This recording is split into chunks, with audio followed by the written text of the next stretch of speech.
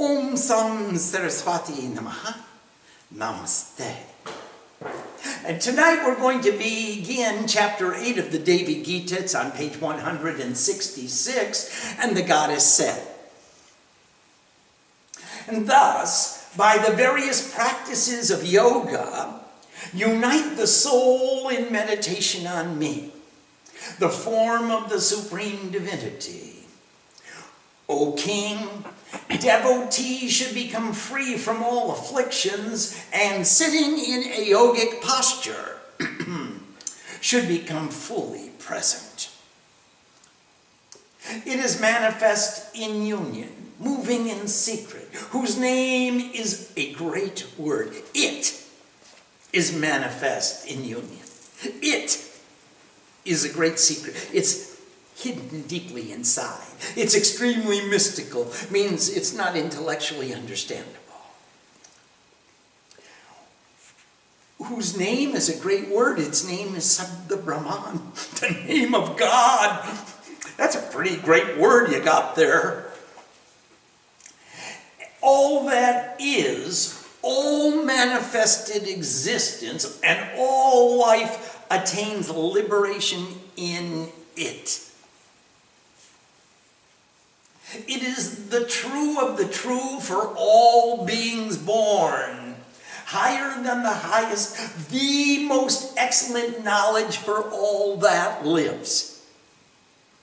It is brilliant, most minute amongst the small, and with it the worlds have been fixed as well as their leaders. It is the imperishable Brahma, the Supreme Divinity. It is life, it is speech and mind. It, and only it, is truth and the nectar of immortality. It alone is the beautifully pure knowledge. In the bow, place the arrow of Upanishad, the understanding. So you're taking aim with your sankalpa, and you're focusing your attention on your lakshya, the goal. And the great weapon to come close to the vicinity of union. You have to have a sankalpa and a goal, and your attentiveness to your mark, to what you aim for, your target. I am that. With an attitude of intuition, direct consciousness to the goal, only that beautiful, imperishable knowledge. Pranav, Om, is the bow. The soul is the arrow, and Supreme Divinity is the target or goal.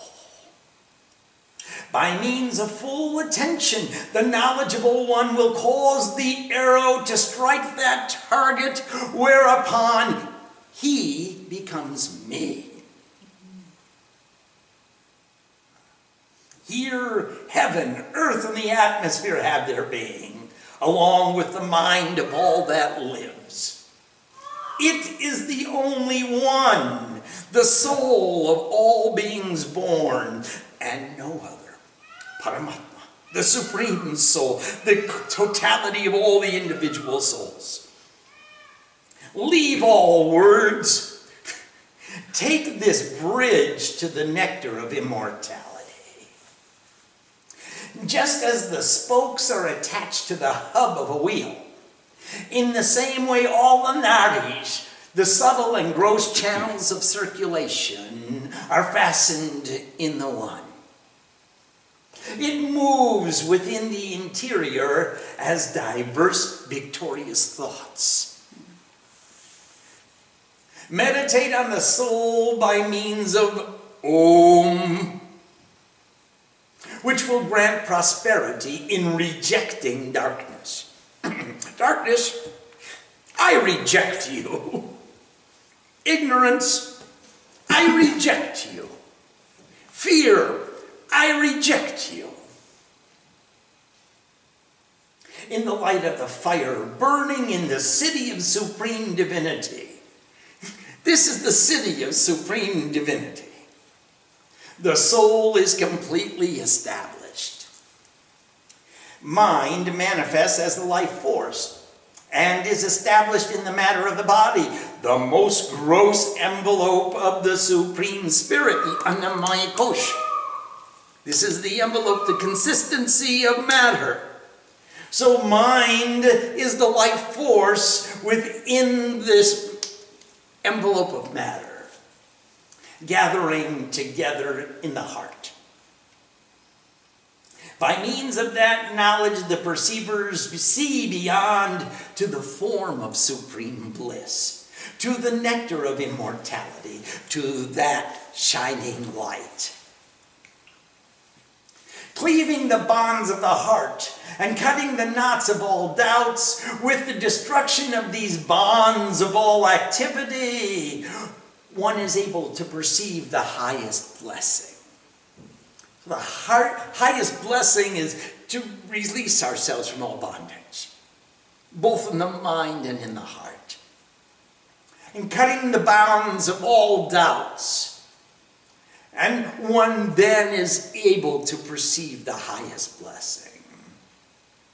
The golden manifestation, the cosmic egg of existence, is the ultimate sheath which resides without attributes with the supreme divinity. So we're calling this Hiranyagarbha or Hiranyamoy, the manifestation of the golden egg or the golden existence is Sat Chit Ananda.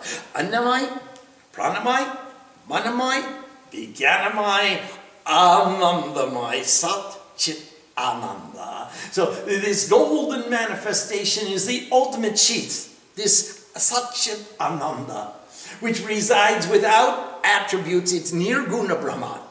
It has no upadhi, it has no kala, it has no attributes, it has no attitude, it has no qualities, it has no characteristics. It's just radiant light. That radiant light of all lights, that soul is known by the wise. There is not the light of the sun, nor the moon, nor the stars. Neither does lightning shine there, nor fire. There only shines the light of all light, that is, the light which illuminates all this existence of every other light. There's just the light of Sat Chit Ananda. No duality. No sun, no moon, no fire, no lightning. There's just the one light. No duality. Brahma, the supreme divinity, is verily this nectar of immortality. In front is Brahma, behind is Brahma, in the south and in the north, below and above, this universe issued forth from the blessing of the chosen deity. Who perceives this with an attitude of intensity, a real bhava. You've got this intensity of reality. It's really real to me. He accomplishes his objectives and becomes a man of excellence. He becomes the supreme divinity with a contented soul, with neither grief nor desires. From remembering a second, fear arises. In duality, when you have duality, I'm thinking about not only Aham Brahmasmi, but now there's this Daitya Bhav, this duality. He's Advaitya. He's only one in unity. When remembering a second, fear arises because you're in this Daitya Bhav and you have to seek Advaityananda, the bliss of non-duality. Without a second, there can be no fear. Dvitiyam namavapara. There is not a second beyond me. And neither can one be disunited from me, nor can I be disunited from him. How can we be separated? There's no severance. We are one. We are Advait. I am only he Also, he is only I. With a certainty this is known, O mountain. Where I am perceived, there my Jnani, the knower of wisdom, is situated.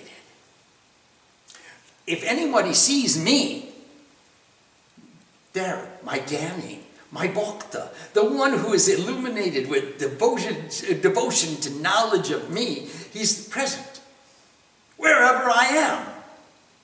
Neither do I reside in any sacred place of pilgrimage, except the Devi Mandir, nor in Kailash, the home of Lord Shiva, nor in Vaikuntha, the home of Lord Vishnu, nor any such place. No, no, no.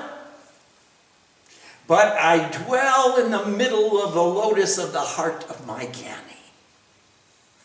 Whoever knows me and understands me and can experience me and can explain me, I dwell in that heart.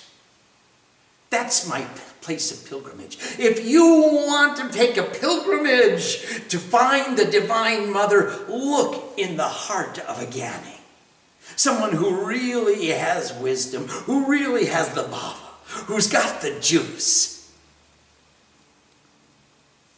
10 million times the fruit of my worship is received by him who makes offerings to my Jnani. His family becomes pure and his mother attains the fruition of karma. The universe becomes clothed with merit when you bow with respect to one whose consciousness is absorbed in the wisdom of supreme divinity. O most true among mountains. If you bow down to Sri Ma, you get 10 million times the fruit of doing the worship to my Murti.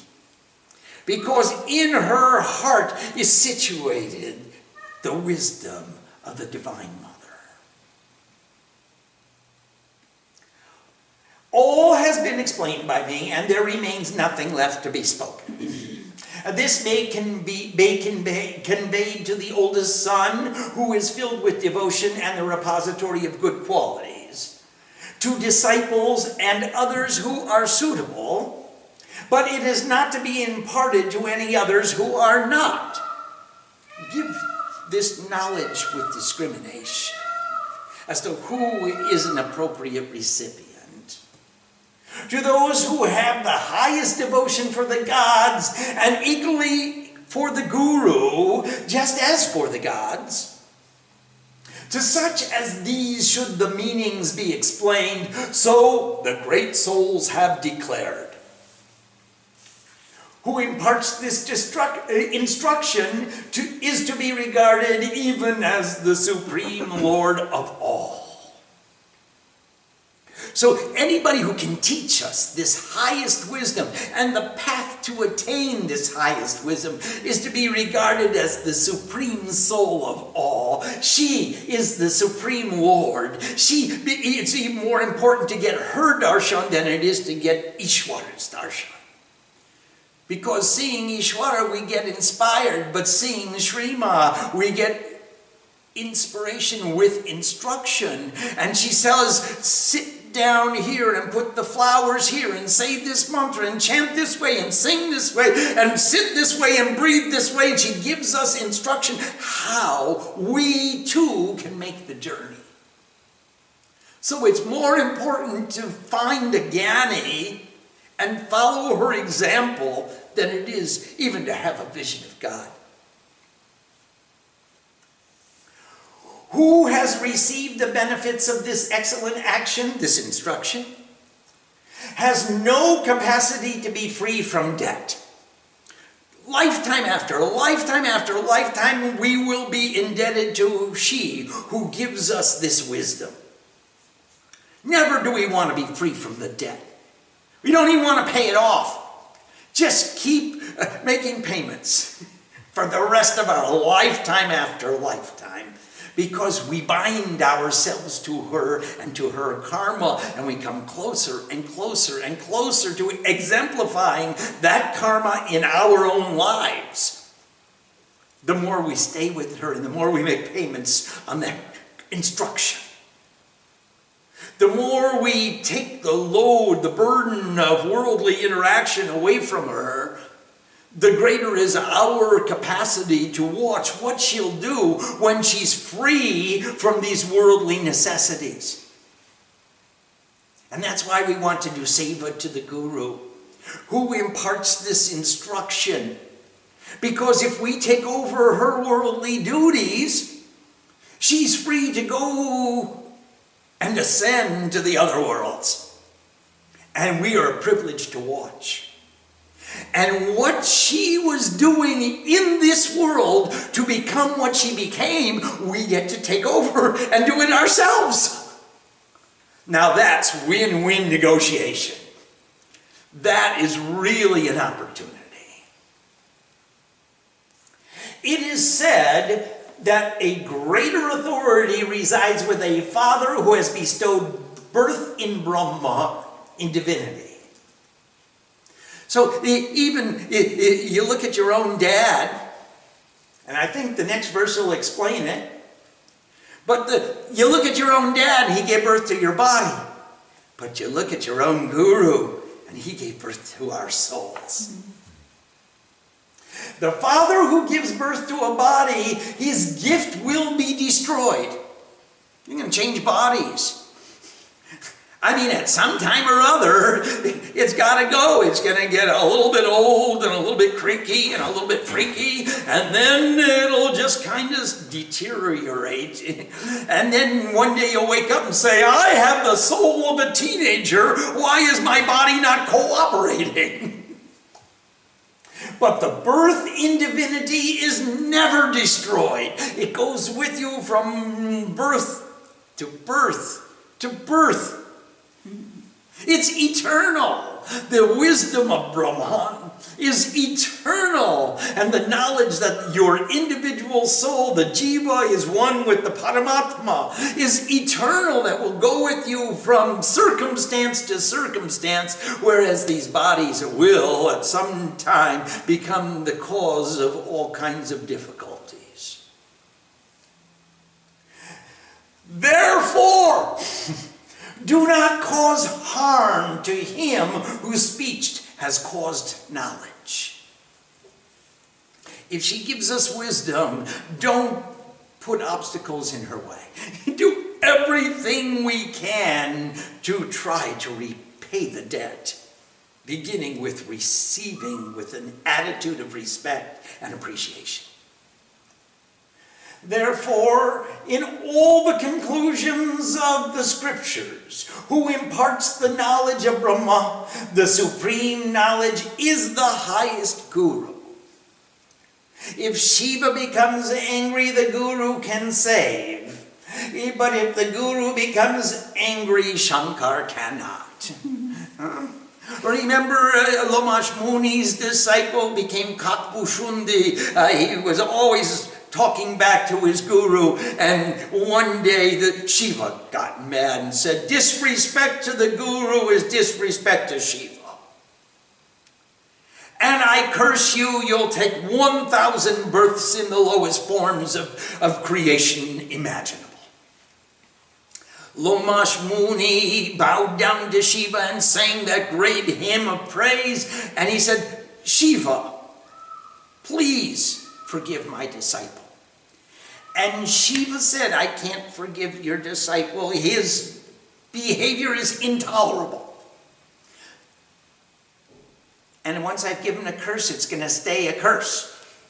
But because of your devotion, I'm giving a blessing along with the curse. In every manifestation, in every birth that he takes, he will always remember the name of Ram. The guru saved when Shiva was angry, but if the guru was angry, who's going to intercede on our behalf? Therefore, sparing no effort, the respected guru should be pleased, O mountain, by body, mind, and speech. Always that is foremost. Otherwise, if a disciple be ungrateful, in his lack of gratitude, he destroys what he has accomplished. Pretty clear. When Indra taught Atharvan this wisdom, he took the promise that he would sever his head if he ever imparted it to another. And the Ashwin twins asked to learn from Atharvan. Whereupon he told the winder of the thunderbolt, Indra, would cut his head if he imparted the knowledge. So Atharvan went to Indra and he got the knowledge of the unity of the Jivatma and the Paramatma. And he got the knowledge of the puja and the sadhana and the philosophy and all that he needed to make the journey. And then Indra said, Atharvan, if you impart this knowledge to anyone else, I'm going to cut off your head. Atharvan said, okay. And then sometime later, the Ashwin twins came to Atharvan. They said, give us the knowledge. And Atharvan said, Indra said he'd cut off my head if I give anybody else this knowledge. Well, why? Why Indra say that? What power he has? Oh, yeah, that was Indra's power. He was the commander of the Indriyas. And he didn't want this knowledge imparted indiscriminately. And therefore, listen to the rest of the story. The Ashwins cut the head off themselves, replacing it with another, and they received all the knowledge from that head or that form, that excellent form of divinity. When Indra cut the head which spoke, then again they affixed his own original head. And then the wise man kept his head. Some of us have lost our heads. You'll excuse us. Thus, great difficulties must be overcome to attain the knowledge of the Supreme, O Chief among mountains. Whoever obtains it is blessed and attains the effects of his actions. This is the fruit of your karma. This is the fruit, the highest fruit that you can achieve, is to listen to the wisdom of unity. Om Sam Saraswati Namaha. Namaste. Thank you. And that concludes chapter 8. So we're talking about the supreme neti, we called it. You'll excuse that convention, but it is not masculine, it's not feminine, it's not neuter, it's what is it? Na iti, na iti. We have to go there. Through the processes of yoga, we have to go into the experience and deeply intuit that unity. All that can be spoken is the path to achieving that unity. We can't speak of it as being something. It is not the absence of something. It is not the presence of something. It is divine illumination. Let's see if there are any questions. Yes, please. In that story, I'm sure that the symbology was that you have to go through great austerities to be able to have the knowledge imparted to you. But I just thought, wouldn't Indra recognize that that's not his head and say something's fishy here? Oh yes, but don't get too analytical about the story. I don't think that's the message that they're trying to give us. Sure. I wanted to ask. It was talking about the sadhana of chanting Om. Yes, They they called Om is the bow, and the soul is the arrow, and you're going to take aim at it as the target with the bow of Om. Now in the Chandi we have the bow is the bow of determination. So the bow symbolizes the sankalpa. The sankalpa to attain that laksh. And the soul is in the arrow. We call that one-pointed attentiveness. So we're taking aim with the bow of Om, our sankalpa, to achieve, to make the arrow of the soul fly towards the target of unity with the Jivatma and the Paramatma. It's a beautiful image. So do we just chant Om? You may, or you can put Om in front of every mantra. Or you can put Om at the end of every mantra. Or you can just chant Om. Or there's a lot to do. With this understanding, there's a lot that you can do with it. There are many techniques and many practices. When you do the Bhuta Shuddhi, you start from the lower chakras and you start from Om and you end in Om. Om Yang Rang Yang Om.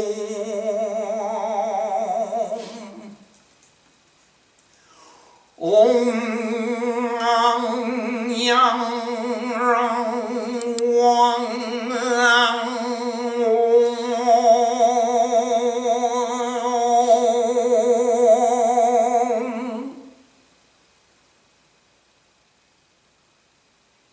So every mantra has its birth in Om. The origin and the terminus are one and the same. They come from Om, they conclude in Om, and that is our goal. That is our path. The mantra is in between the Om. Yes, please. We have a question from Nanda in San Jose. Namaste, Nandama. If we cannot define it, and we say that it is neti neti, then what is it that we are striving for? What is the goal? Please help me understand. Well, we defined it as neti neti, but we are calling it the completion of union, the perfection of union between the Jivatma and the Paramatma, between the individual soul and the Supreme Soul. Now, what is that? You'll have to experience it. There are no words there. There are no thoughts there. There are no duality existing there. So how can it be defined or explained? We can talk about the path to reach it, but we can't talk about what you're going to feel when you get there. Yes, please. Verse 8 refers to victorious thoughts. What is the substance of victorious thoughts?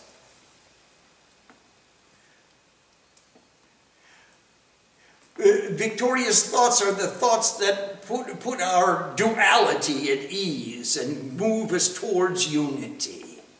So the various diverse victorious thoughts are the good thoughts that take away all of the bad thoughts. We got to develop a little bit of discrimination. Now, the bad thoughts are asuras that are going to take me back into worldliness.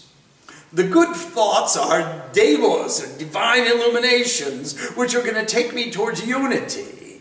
We are praying for the victory of the devas over the asuras. We are praying for the victorious thoughts to bring us closer to illumination, and rather than deeper into worldliness.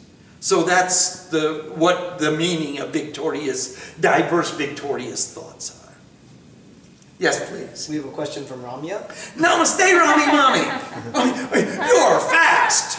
You are sounding of me. Namaste.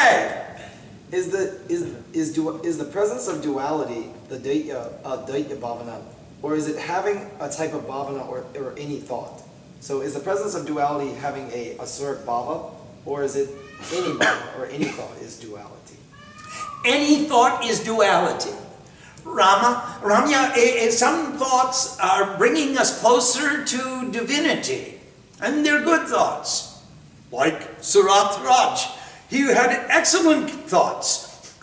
And so we wanted to nourish and nurture that excellent thought. He said, oh, well, let's go to the Devi Mandir and we'll do Seva for Shrima, we'll do Puja, we'll do Pata, we'll listen to Swami Babylon, and this will be good thoughts. And then there were other thoughts that said, here is the world, and here is my place in it, and these are my responsibilities, and these are the obligations which I have assumed. And it's not wrong, but compare the good thoughts with the worldly thoughts. And what is the bliss that we get from the good thoughts? So that's why we define the asuras as the thoughts which bind us to worldliness, and the devas, the thoughts that bring us towards illumination. And this is the distinction. Any thought is a daitya. It brings us into duality. There is an I thinker, and there is a thought, which is different from me. So all thoughts are born in duality. Now, of those thoughts, some of them say, well, let's chant the Chandi. That's a good thought. Some of them say, well, let's go out and have a good time. And then you get into all kinds of crazy thoughts. What is it that makes me feel like I'm having a good time? What would be pleasurable to me? So then the thoughts have no end. Rakta Bija takes over. So our challenge is to discriminate between the good thoughts and the not so good thoughts. Which thoughts are going to bring me to the vision of the Divine Mother? And which thoughts are going to bind me to worldly interaction? Of course, we want to increase, to the extent of our capacity, we want to increase the good thoughts. And we want to decrease the worldly thoughts. Yes, We please. have a question from Papia. Namaste, Papia.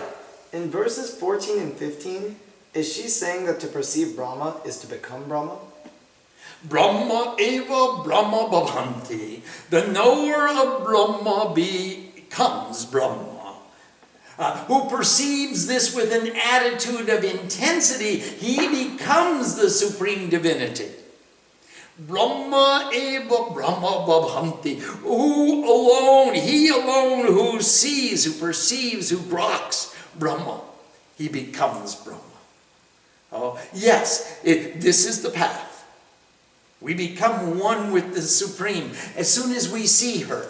And the reason we become one is because when we actually see her, there is no duality, there's no other thought. So there's no I and there's no you. So we become one infinite consciousness.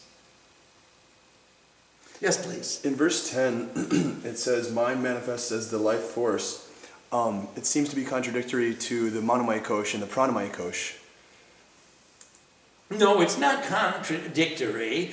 The mind, when we come down, you go from the Manomaya Kosh to the Pranamaya Kosh. So you take all the illuminated thoughts that you brought from Anandamaya Kosh to the Vijnanamaya Kosh, and then the Vijnanamaya Kosh to the Manomaya Kosh, and the Manomaya Kosh to the Pranamaya Kosh, and mind manifest as the life force, and is established in the Annamaya Kosh, in the batter, in the body of batter, or the matter of the body, the most gross, gathering together in the heart. So now you've got the ascension and the manifestation. You're going both directions. Please, it's all belong. It's not just a one-way street. And we have to do it consistently.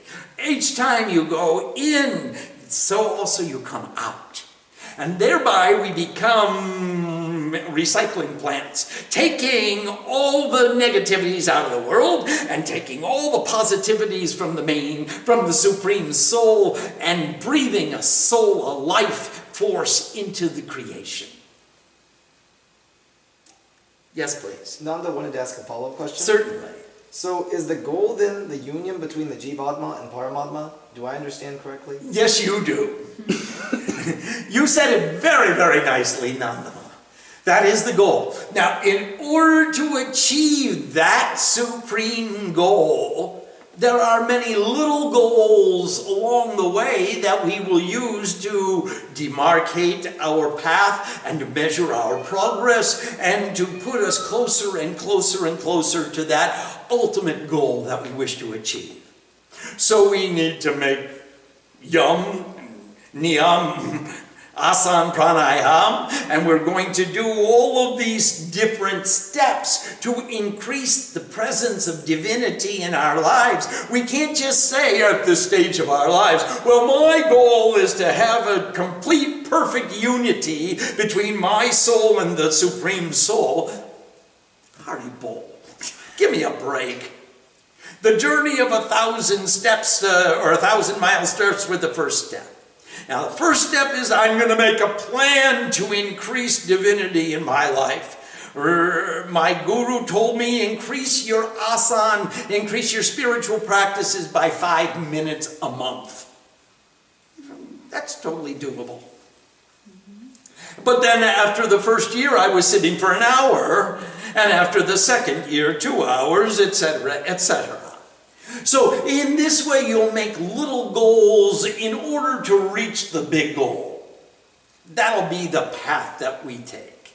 I want to expand my asana. I want to expand my understanding of Sanskrit. I want to understand the philosophy. I want to expand and expand in many directions and many dimensions at once. And I still have the material question, the material issue to resolve.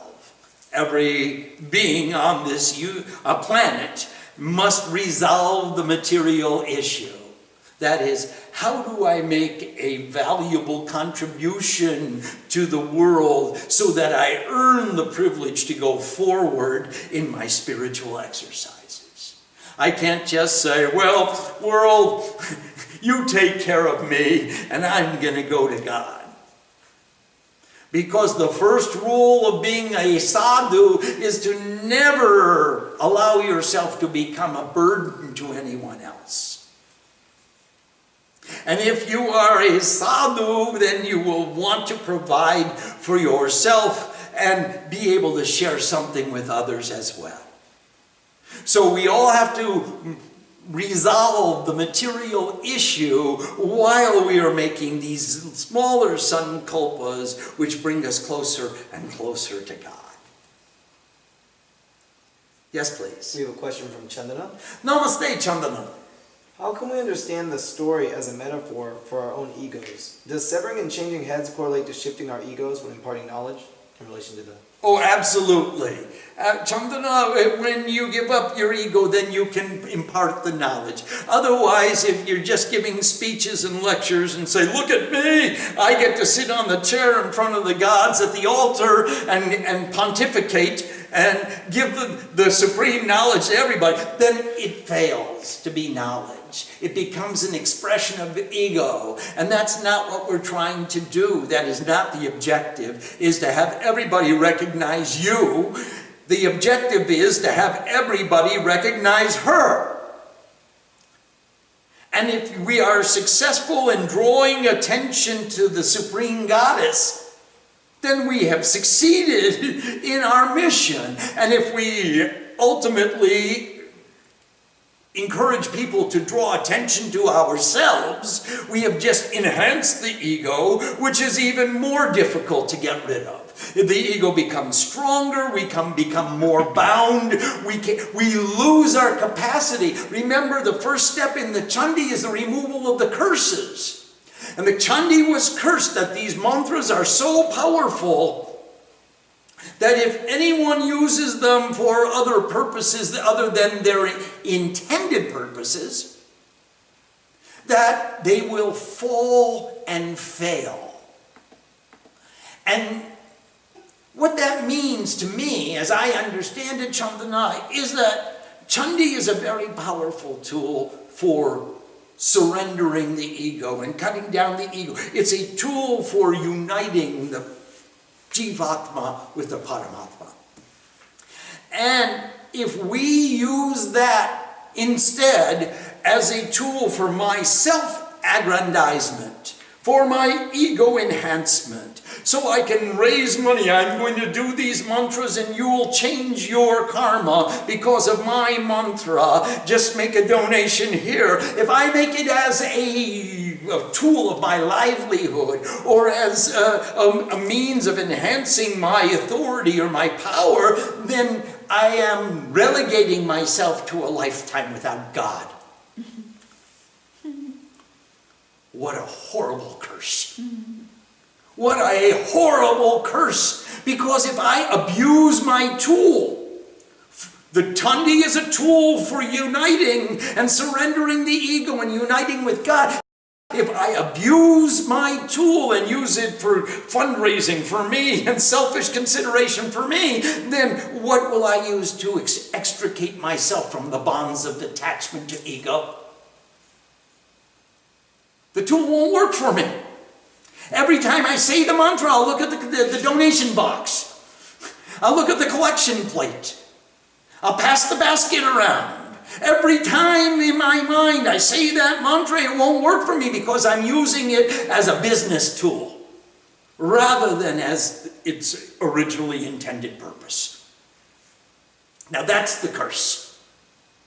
In the same way, Indra said to Atharvan, if you use this as the tool of your self-aggrandizement, and Atharvan became the guru, and we should all recognize you as the guru, it's not going to work for you. Cut off your head, give the knowledge, and then you can have your head back.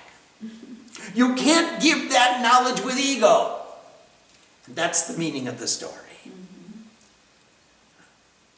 We have a question from Prabhud. Namaste, Prabhud. Namaste, Swami and Ma. When practicing a mantra, are the effects of chanting a mantra with bija syllables followed by namaha the same as chanting a mantra with the name of the deity in the middle? So if you chant it just with bija mantras and namaha, does that have a good effect? It has a good effect. Even a better effect is to chant it the way it's written in the book. So if you want to say Om Namaha, Ring Namaha, it's not the same as Om Namah Shivaya, Om Ring Chandikaya Ginama, Om Ring Sring Dum Durgaya Ginama. These are mantras that come from Shastra, and they come from specific scriptures for specific purposes, given by specific gurus to specific disciples with a totally specific energy. These are authorized mantras. And if you pull off a mantra from the internet and it says, Sring Namaha, Om Namaha, Ing Namaha, it's a good thing to do, but it's not the originally intended purpose. There are better methods. Better you take your initiation in mantra from a qualified guru who gives you the initiation with the rishi, the chondo, and the meaning, and the bhavana, and the feeling, and gives you the diksha, which means the intuitive vision, conveying the intuitive understanding of the mantra so that you really lose your mind. Rather than going in yourself and copying and pasting and reciting just like you copied it. Better to take the diksha. Better to prepare yourself and make yourself a disciple of a qualified guru who can explain to you the meaning and the method of your worship. Yeah, I think you'll get better results, faster results, more deeply intuited results if you do so in that manner. That's how this Dharma was meant to be transmitted.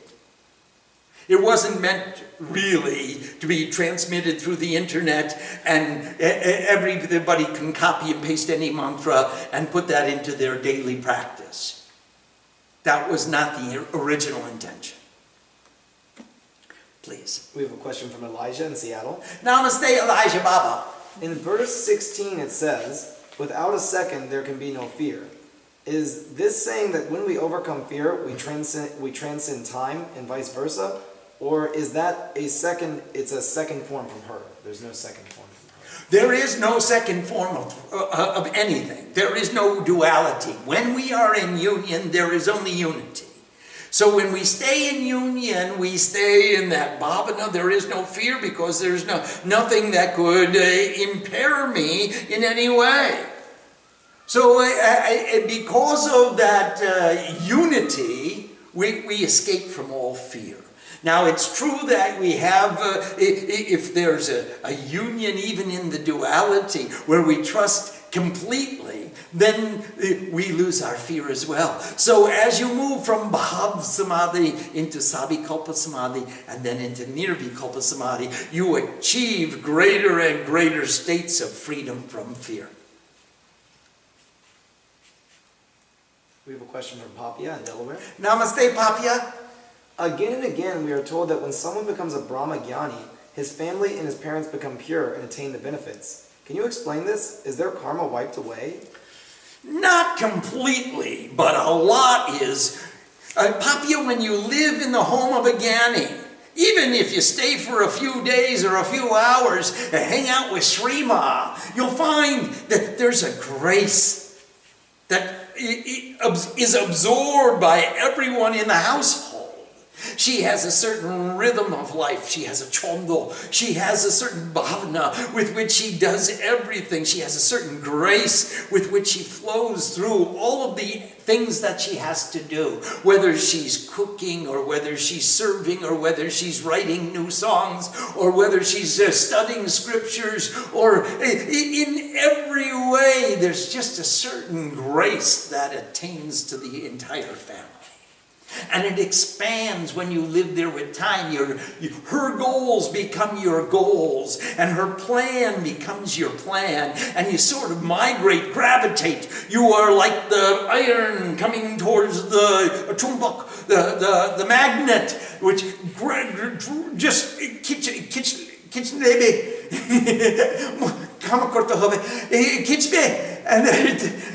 And then you have to go, you just feel an attraction to living with her chondo and living with her bhavana. So she gets up in the morning and she does jap, and then she gets up and she does tap, and then she does puja, and then she just makes a little nashta and then goes to the temple and then does puja again, and then she comes back and makes a bigger nashta, and then she does more jap, and then you see in her bhavana and in her way of life and her chanda of life and her rhythm of life and what's important to her, her values of life, they just extend to those who live in her vicinity.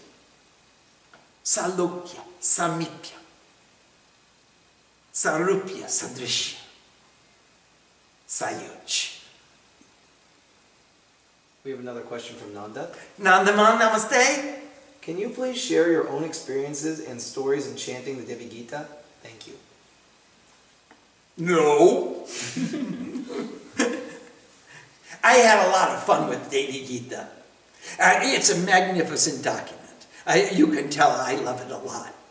But I even, in great measure, distilled much of the Tattva Gyan from Devi Gita.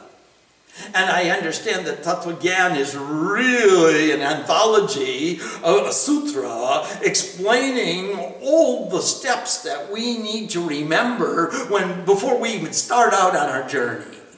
It's got all the things that we're going to need to know about the one becoming two, and the two becoming three, and the three becoming four, and the four becoming five, and it goes on and on and on until we become one again.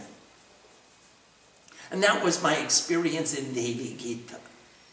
It was a delight to chant.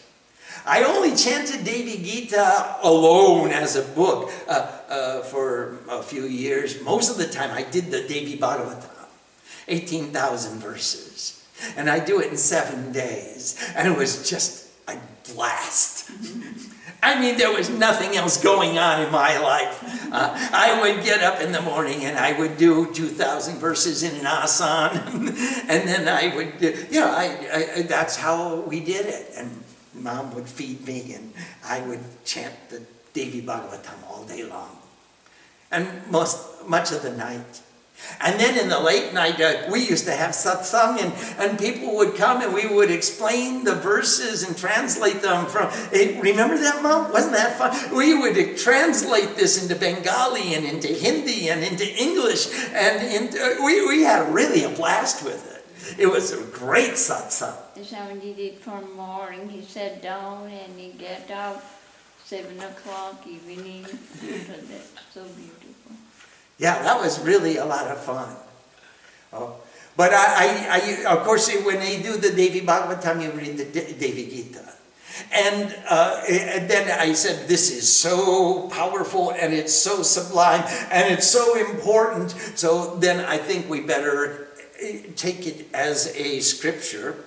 It was a scripture, but it was never a popular scripture. Like the Bhagavad Gita came from Mahabharata. The Devi Gita came from the Srimad Devi Bhagavatam, but it wasn't popularized like some of the other Gitas were. So then we took this excerpt from the Bhagavatam and we published it as a separate book, which it is, but we took it out of the Bhagavatam. Earlier you were saying that knowledge of Brahman is eternal. Yes. So even if you were born again and you forgot that you were enlightened, still that knowledge would exist in you somehow? It always does exist. It exists within you, and all you have to do is remember it. You remember Plato's theory of ideals. He said everything conforms to its ideal. And the idea of the ideal is always with you, even if you forget it. Now, have you ever seen perfect equality? Well, actually, no two leaves in the forest are the same. They approximate equality, they approach equality, but there's always some subtle difference which distinguishes one from the other. Even if with all of our technical prowess, if we cut 2 pieces of wood exactly the same length, there'll be some subtle difference between the two. Now, how do you know that they're different? Well, in order to say that these are not perfectly equal, you must have had some experience of perfect equality. Sometime. Now, the argument says that as long as you've had senses, you've never seen perfect equality. You never saw perfect justice or perfect love or perfect surrender. How do you know that this is not perfect? You must have had some experience without the senses. And then you can say that the experience which I am sensorially perceiving at this time is not the same experience as I had before.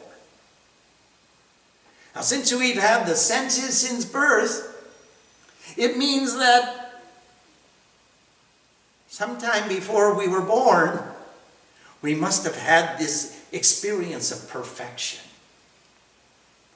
Either in meditation, either in total intuitive absorption, or in some time when I was in union with the Supreme. Because the Supreme perceives supreme equality all the time. I don't.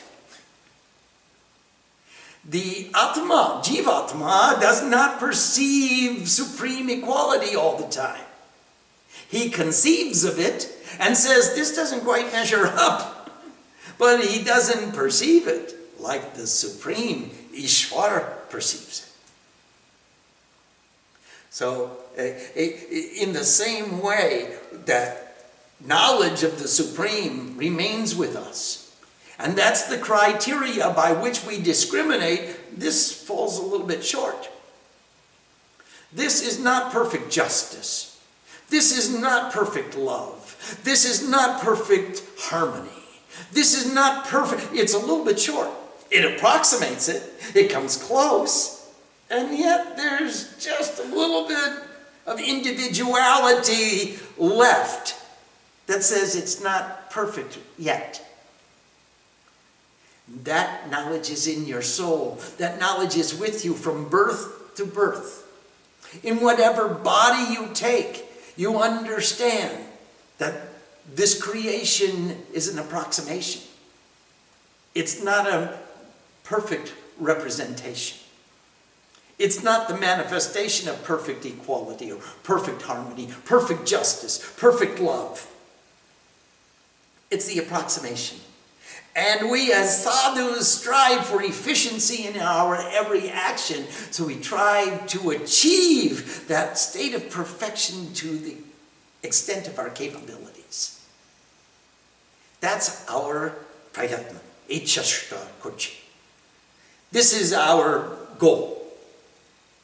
This is our effort. This is our sadhana. And that's what distinguishes us as sadhus. We are seekers of efficiency, of perfection, of perfect clarity, of perfect surrender, of that